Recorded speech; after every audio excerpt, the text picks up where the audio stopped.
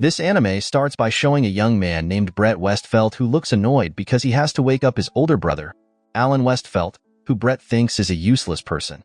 After opening the door to Alan's room, Brett shouted for Alan to get up immediately because their father, Craig Westfeldt, called Alan to come. Soon after, Brett walked down the hall followed by Alan behind him. Along the way to Craig's room, Brett kept saying that Alan was just useless trash, making Brett suffer because he had an older brother like Alan. Even so, Brett felt happy after hearing the news that that day was Alan's last day as his older brother. Meanwhile, Alan, who heard all his little brothers grumbling, was just silent and didn't seem to really care about anything Brett said. When Alan arrived in Craig's room, Craig began to express his disappointment with Alan, who was 15 years old, but whose magic power level had not developed at all and remained at the first level. Besides that, at the previous blessing ceremony, Alan did not receive any blessing from the gods at all, which made the Westfeldt family embarrassed to have a son like him, because he was considered a failure that had tarnished the family name. Alan was finally expelled from the Westfeldt family. After the meeting, Alan left the Westfeldt family's fancy house, feeling free as if he had wanted this for a long time. He said that he didn't expect to be part of a troublesome noble family, but now that he was expelled, he could look for the life he wanted.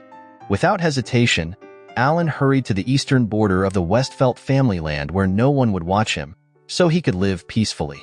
When he felt he had walked far enough through the forest, he decided to rest and enjoy the natural beauty around him. At the same time, a female knight named Beatrice Alarido was fighting a magical creature called a clay wolf to protect her mistress, Reese Adestella, who was traveling. When Beatrice started to struggle against the attacking clay wolves, she asked Reese to leave and find a safe place to hide. At that time, Beatrice wanted to hold off the clay wolves as long as possible to keep Reese safe. Even though the situation was getting dangerous, Reese refused to leave Beatrice alone to fight the clay wolves. From a distance, Alan saw Reese and Beatrice surrounded by the clay wolves. He wondered why Reese, who was the first princess of the Adestella kingdom, was there without a strong guard, having only Beatrice with her. Alan also remembered his past when he first met Reese as a child. At that time, he attended a royal meeting and heard someone mocking him because he was considered useless.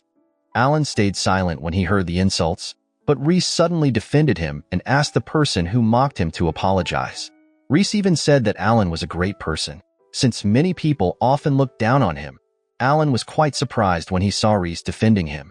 Returning to the present, Alan helps Reese, who is crying sadly because Beatrice is hurt by a clay wolf attack. Reese calls out Alan's name until he appears and defeats all the magic monsters with a spell. Reese is amazed by Alan's skill in destroying the clay wolves. Seeing Beatrice getting weaker, Reese begs her to hang on, but Beatrice can only apologize and says she owes her life to Alan. After defeating all the clay wolves, Alan approaches Reese and Beatrice and casts a healing light spell, making Beatrice recover quickly. At that time, Beatrice is surprised to be healed so fast. Both Beatrice and Reese are curious about Alan's magic powers, but he refuses to explain because his magic is a secret from his previous life. Alan then changes the subject by asking why Reese is in such a dangerous border area. Reese explains that she received a message from God a few days ago, telling her to go to the border and meet God Clome. So, she traveled to the border to avoid misfortune, even though she and Beatrice had to face the clay wolves. Reese says that if Alan hadn't come, she and Beatrice probably wouldn't have survived. Curious about why Alan is at the border, Reese asks him. He then invites the girls to continue their journey and talk on the way because staying there might attract more magic monsters.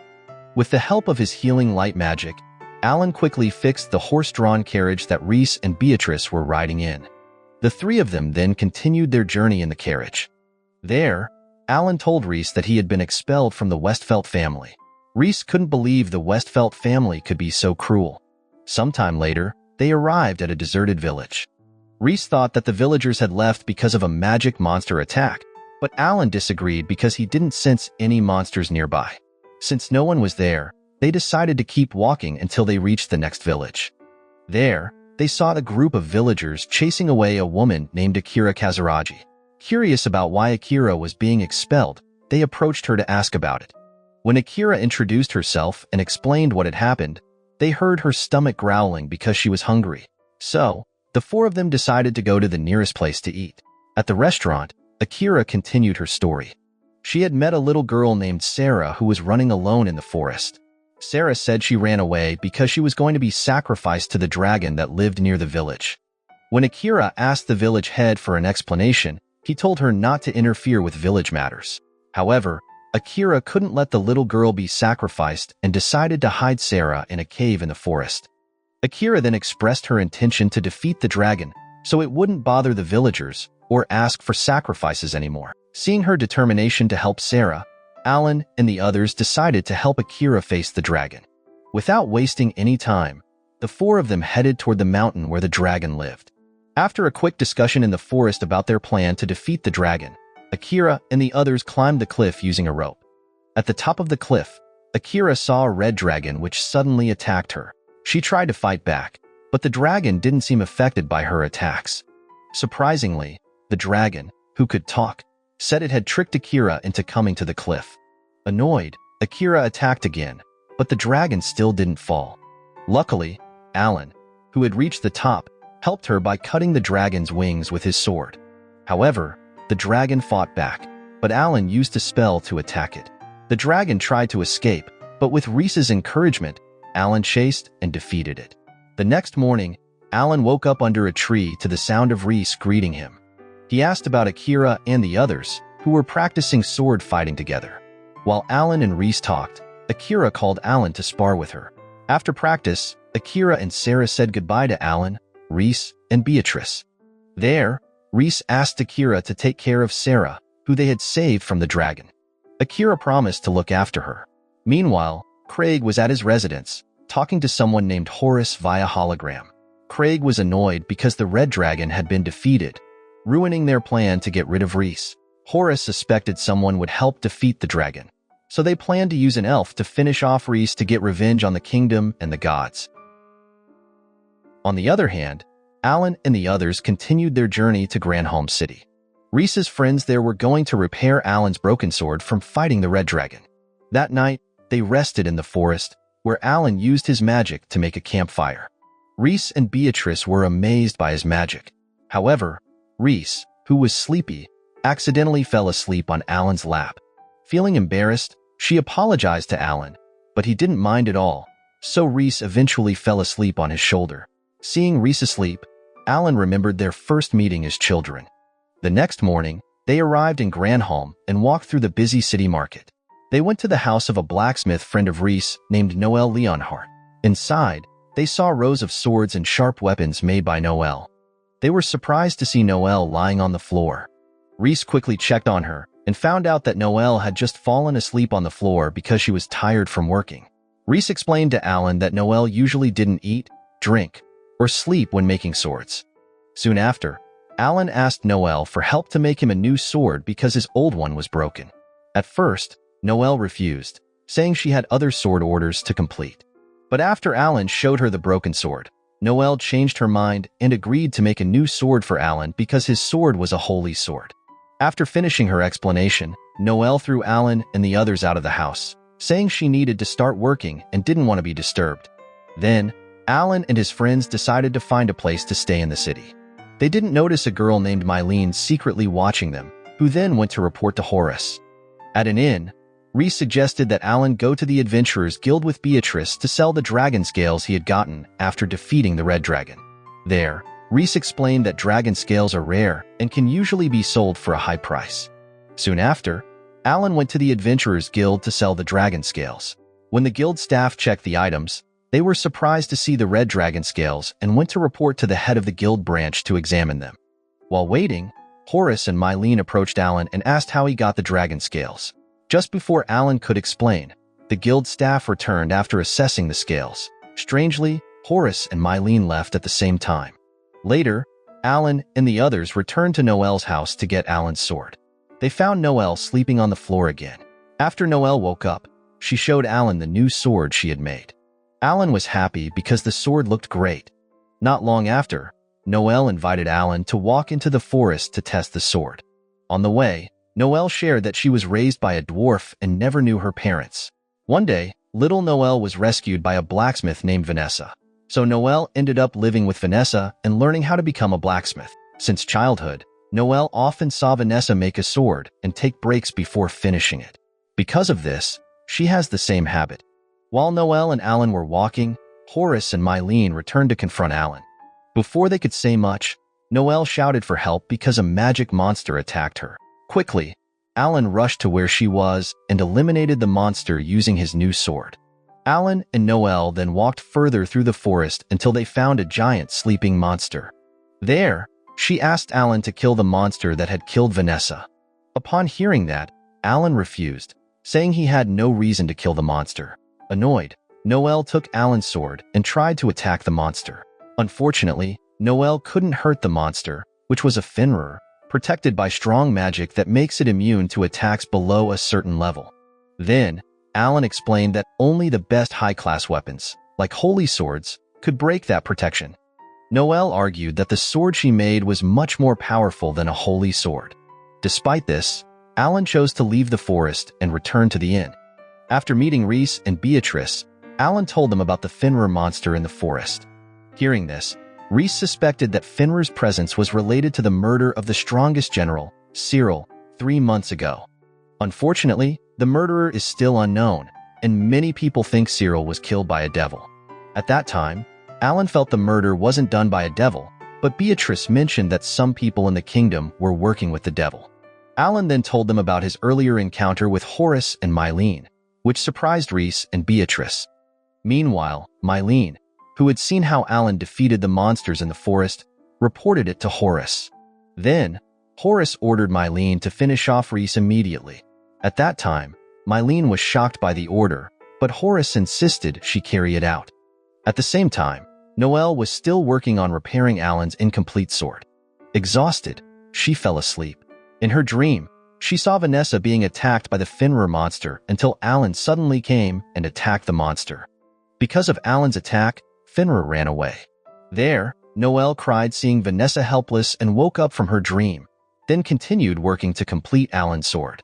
A few moments later, Noelle, who had finished Alan's sword, walked into the forest alone to face the Fenrir monster. As Noelle got closer, the sleeping Fenrir suddenly woke up and threw Noelle away when she tried to attack.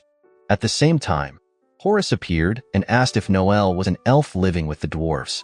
Ignoring the question, Noelle blamed Horace for causing Vanessa's death and tried to attack Fenrir again, but was easily thrown back.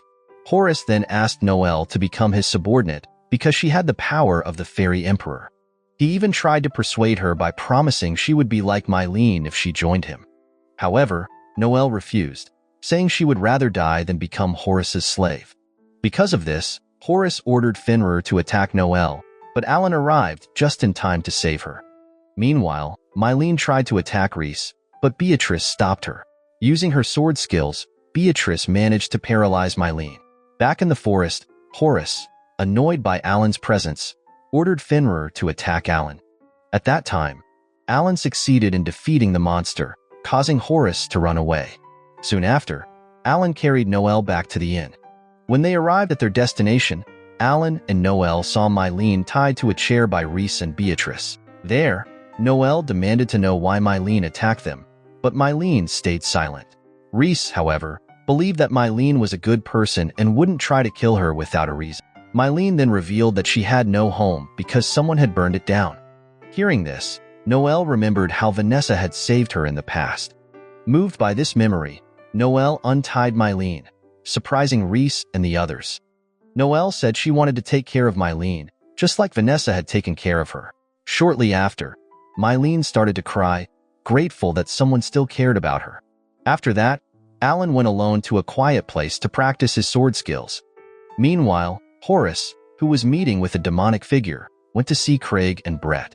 The demon reported that he had completed Craig's order, but Brett still doubted the demon's strength.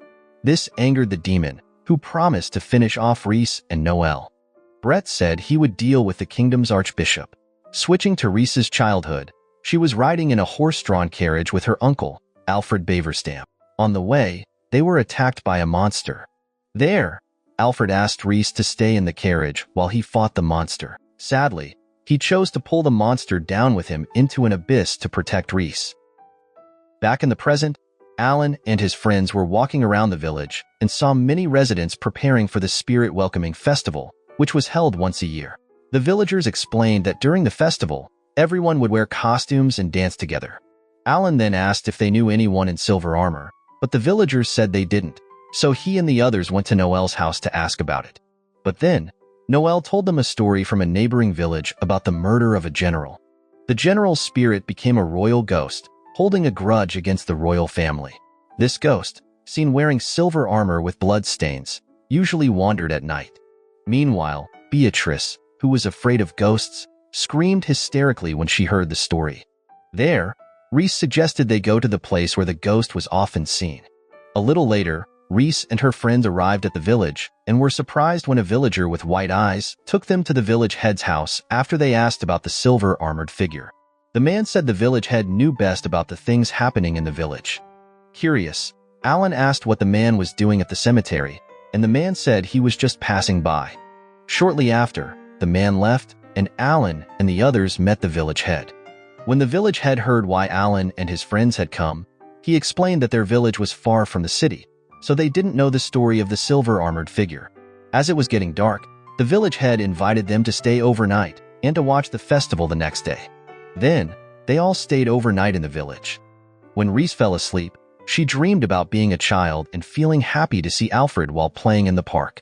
Even though Alfred wasn't her father, Reese always called him father. In the dream, Alfred, wearing silver armor, said goodbye to Reese to go to the battlefield and promised to meet her after the war. Soon after, Reese woke up from her dream after hearing the sound of the window opening. When she checked the window, Reese saw her uncle outside. She rushed out of the house to chase him, not realizing she had arrived at the graveyard until a ghost grabbed her feet. Then, she screamed for Alan, then realized it was all just a dream. Alan, who was already in her room, hugged her to calm her down. The next night, the festival began. Many people wore ghost costumes and lit bonfires before dancing together. At that time, Reese, Alan, and Beatrice watched the festival from a distance until a resident invited them to join in the dancing.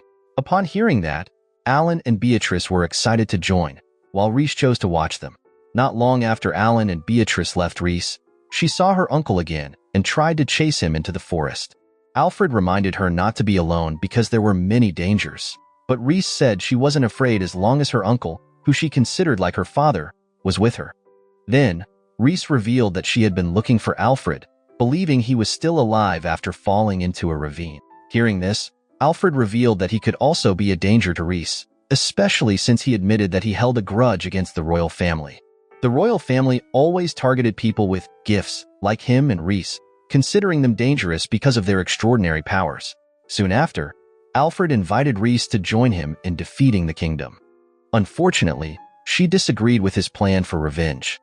Alfred was annoyed and suddenly attacked Reese, but luckily, Alan came to protect her.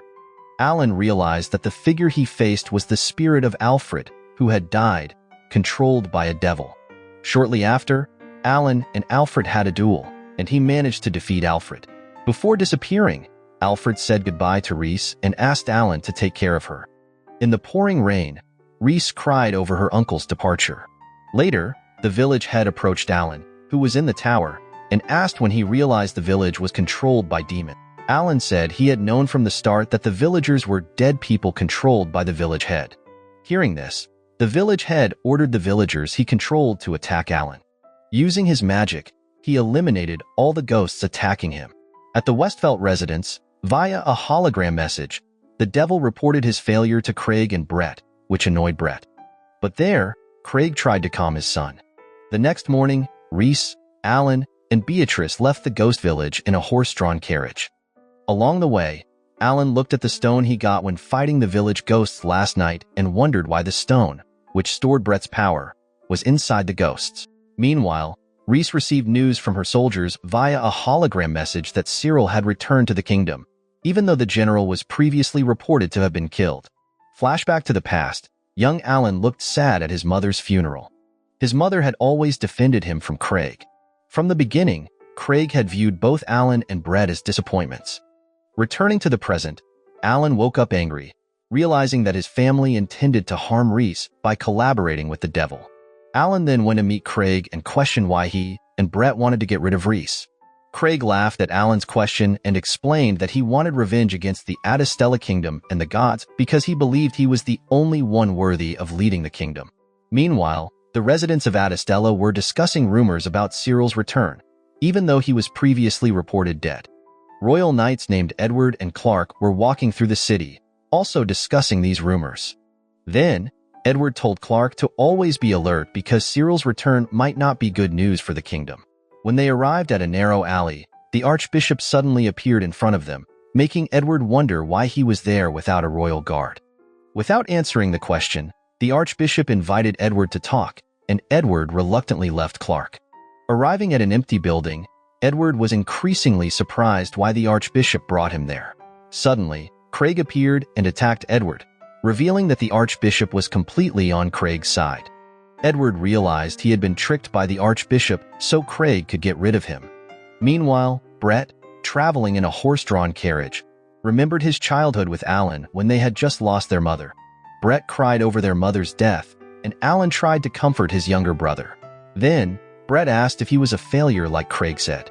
Alan reassured Brett that he was not a failure and that everyone has their own special qualities. Later, Brett improved his magic abilities and leveled up before Alan. Because of this, Craig considered Alan a failure for not mastering magic as quickly as Brett. At that time, Brett, seeing his older brother being humiliated by Craig, felt annoyed that Alan stayed silent and didn't fight back. Annoyed, Brett chose to leave Alan. In the present, Brett, still in the carriage, was approached by a demonic figure with whom he had made a pact. During their conversation, Brett revealed that he had used the archbishop to lure Edward, a knight known to be hard to defeat. Brett was confident that their plan to take revenge on the kingdom and the gods would succeed. Soon after, another demonic figure appeared and offered Brett great power to fight the strong royal knights. The demon warned that if Brett failed to defeat the knight, he would be punished. Confidently, he accepted the offer, saying he would not fail. In the city, Akira is seen taking Sarah for a walk when they are stopped by two demonic figures.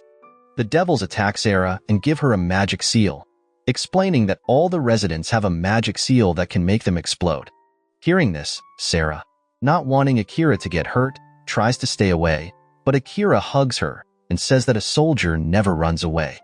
Meanwhile, Clark and several royal soldiers are walking through an alley, where he expresses his concern about Edward, who left with a suspicious archbishop. Soon after, Clark's group is confronted by a demonic figure who tells them that the archbishop has been telling the residents how the gods made them slaves. The archbishop invited the citizens to free themselves from the gods. Then, Brett appeared and summoned a large magic stone monster using his marionette magic to control it. The archbishop said that Brett's marionette power would lead everyone to a new, brighter era. A demonic figure then appeared, shocking and frightening all the residents, but Brett reassured them that he had collaborated with the demons to create a kingdom free from gods.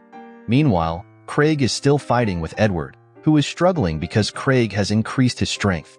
Despite this, he does not give up and continues to fight back against Craig.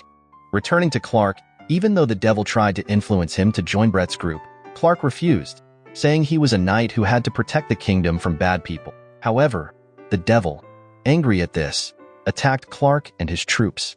At the same time, Beatrice arrived to help Clark and the others. Meanwhile, Craig had just subdued Edward when a black-robed figure, whom Craig thought was a devil. Surprisingly, it was Akira, who came to help Edward, her uncle, fight Craig. In town, Brett was enjoying the success of his plan as many residents started believing his lies. But he was shocked when Alan and a figure in a yellow robe appeared. Brett got annoyed, especially when Alan exposed his evil intentions by playing a hologram connected to Beatrice. In the hologram, the conversation between Beatrice and the devil revealed the crimes of Brett and Craig, who had collaborated with the devil to kill Reese and everyone with gifts in the kingdom. Annoyed with Alan, Brett accidentally admitted his plans, shocking all the residents and confirming that the recorded conversations on the hologram were true. At the same time, Reese, who was hiding under a yellow robe, revealed herself so Brett could see she was still alive. The residents realized Brett had planned to kill her.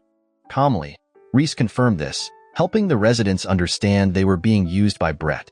With his plan exposed, Brett used Marionette's magic rope to control soldiers to attack Alan. Quickly, Alan destroyed the magic rope, annoying Brett, who then summoned another magic monster to destroy the city. There, Reese saw the residents panicking and immediately told them to find shelter. When Brett tried to attack Alan, Alan easily defeated him with one blow. Meanwhile, Beatrice was still fighting the devil. With the help of Mylene, who threw a knife at the devil, Beatrice had a chance to attack the devil with her sword. The teamwork between Beatrice and Mylene finally succeeded in defeating the devil. Then, Clark thanked Beatrice and Mylene for helping him and his troops against the demon attack. He also informed them that demons were attacking several places in the capital. There, Beatrice asked Clark and his troops to act quickly to stop the chaos. Luckily, Noelle arrived with various weapons she had made, which Clark and the soldiers could use to fight the demon. Turning to Akira and Edward, they are both still trying to fight Craig, who starts revealing his magic gift called Undertaker, a power to see the future. There, Craig admitted he was angry with the gods for not saving his wife Mariel from death. He became even more disappointed with the gods when he found out his son didn't get a magic gift like other children. So Craig thought about eliminating everyone who had a gift. As Craig's power grew stronger, Akira prepared to cast a magic spell to fight his dark power. Unfortunately, Craig's strength was much greater, causing Akira to be thrown into a wall. Then, Edward tried to make Craig realize that the power he was using was the power of the devil, but he didn't care and attacked Edward, killing the royal knight. Akira was devastated to see her uncle die at Craig's hands. Just as Craig was about to attack Akira, Alan came to her rescue and tried to break Craig's dark power, which was starting to turn the sky black. Without thinking, Alan attacked Craig again with his magic until he managed to defeat his father. After Alan saved the kingdom of Adastella, he met with the king, who offered him the title of Duke from the Westfeldt family. However, Alan refused the title because he just wanted to live freely, as he had dreamed since his previous life. After leaving the palace, Alan met Mylene and Noelle and talked about whether he would return to Granholm. In the middle of the conversation, Reese suddenly came and took Alan by the hand, inviting him to go to Granholm. In the Victor Empire, a noble named Henriette Linkvist muttered, wondering why she had to be reincarnated. Flashing back to Henriette's previous life, she was crying and apologizing to Alan, who was on the verge of death. She revealed that Alan was the hero she had been waiting for. Unexpectedly, this was a dream that Alan hadn't had in a long time. Soon after, Alan came out of his room and had breakfast with Reese, Noelle, and Mylene. During their conversation, an Adventurers Guild employee named Nadia arrived with a pile of files for Alan to work on. She grabbed Alan's hand to take him to the Adventurers Guild headquarters. Noelle saw this and stopped Nadia, saying Alan had to test the sword with her. At that time, Reese and Mylene didn't want to be left out and tried to take Alan with them too. A little while later, Alan finally got free from all the girls fighting over him and was lying on the grass, enjoying the beauty of the sky. After resting, Alan met with Reese and the others to announce that he planned to travel to the Victor Empire to find a comfortable place to live. Hearing this, Noelle and Mylene were excited to join. Meanwhile, Reese, who had royal duties in Granholm, decided to hand over all her responsibilities to Beatrice so she could come with Alan. Soon after, the four of them left by horse-drawn carriage for the Victor Empire, leaving Beatrice to handle things in Granholm. On the way, Noelle grumbled because the road was steep. Their carriage suddenly stopped when Alan saw a group of sandwolves blocking the way.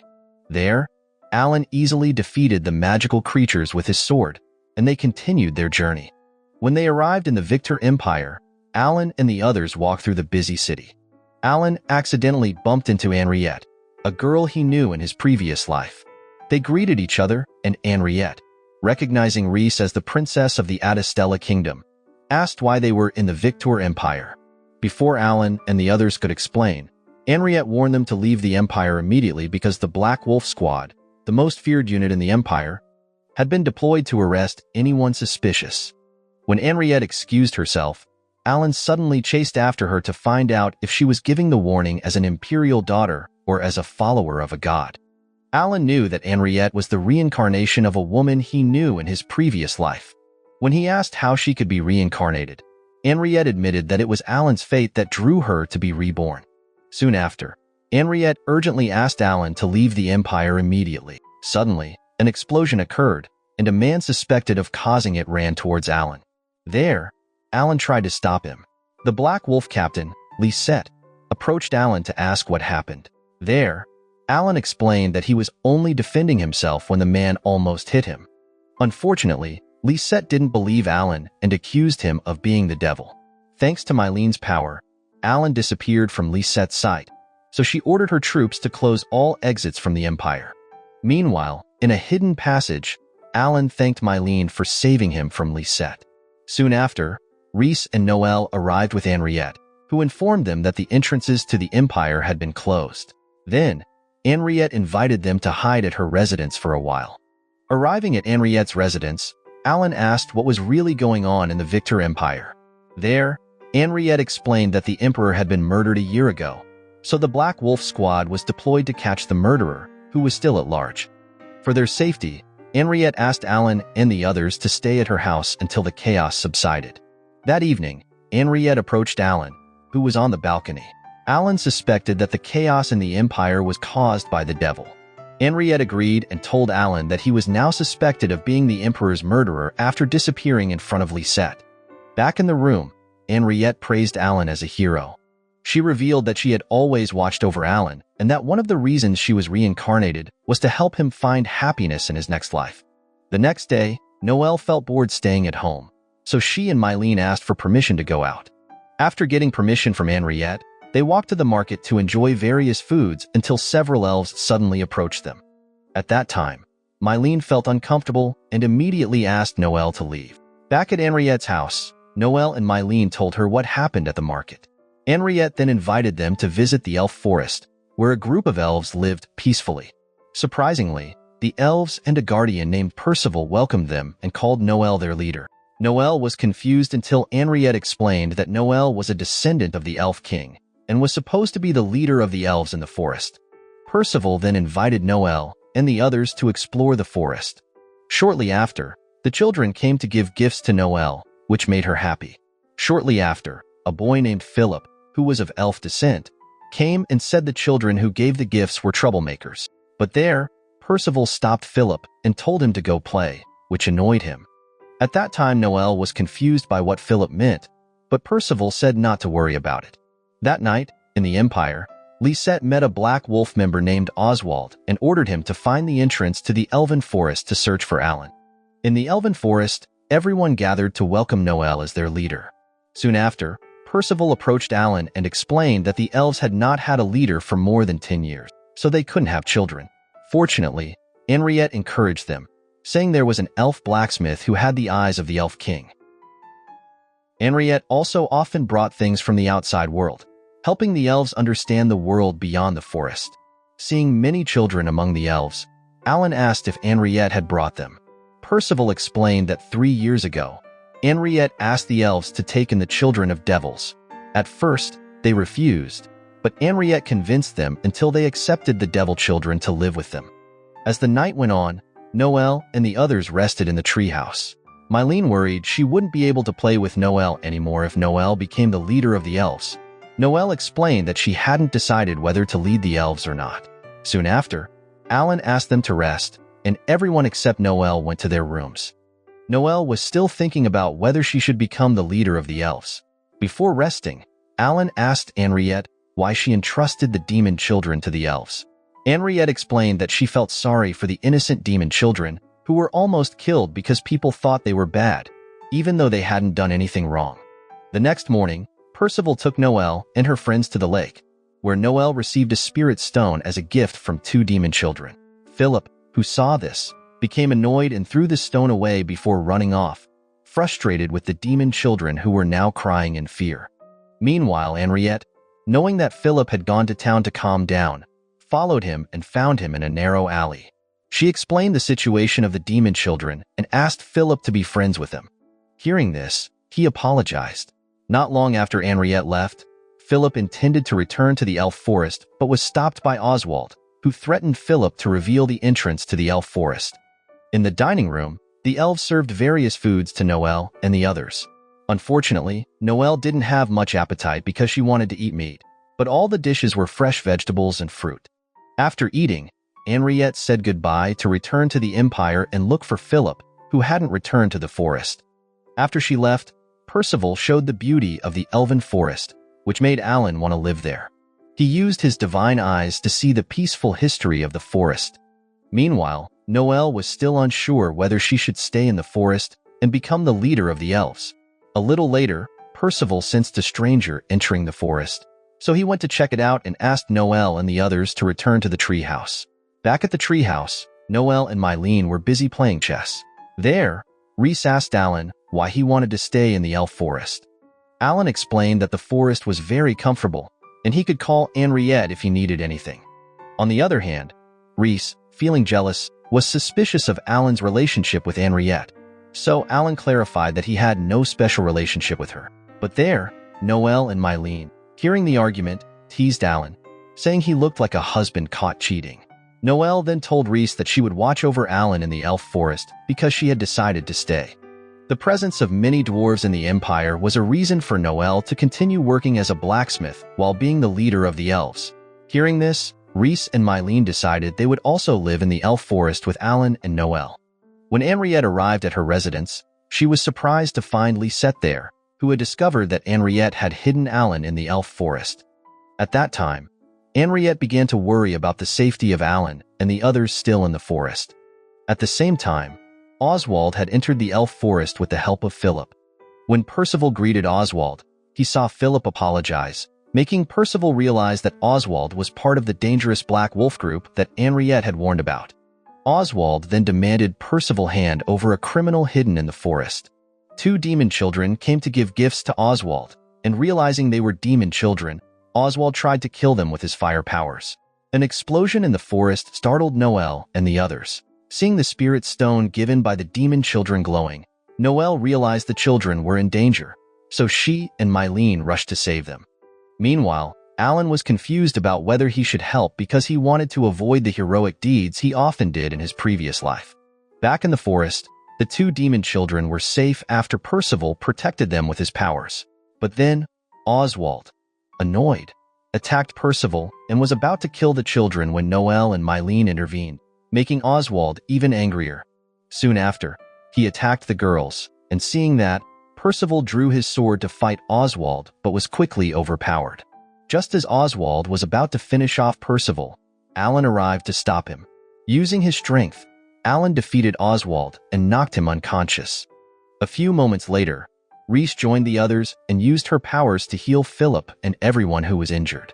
After the healing, Philip, who had accepted the demon children, was seen playing with them. Meanwhile, Mylene, seeing Oswald lying helpless, asked what they should do with him. While they were confused, Henriette suddenly arrived and said she would handle it. She also asked Alan and the others to leave the Empire immediately because the gates had been opened. Hearing this, Alan and the others, including Noelle, decided to leave the elf forest. Although he felt sad, Percival said he would wait for Noelle to return to the forest after she made her dream come true. While Alan and the others were packing to leave, a young man named Curtis, who claimed to be Henriette's younger brother, asked for their help because Henriette had been captured by the Black Wolf Knights. Soon after, they went to a nearby restaurant where Curtis told them that Henriette was being taken to the imperial capital to be punished for allegedly murdering the emperor. At that time, Noelle and the others were surprised because Henriette, known as a good noble, was arrested. Curtis explained that Henriette's kindness had made her many enemies who wanted to get rid of her.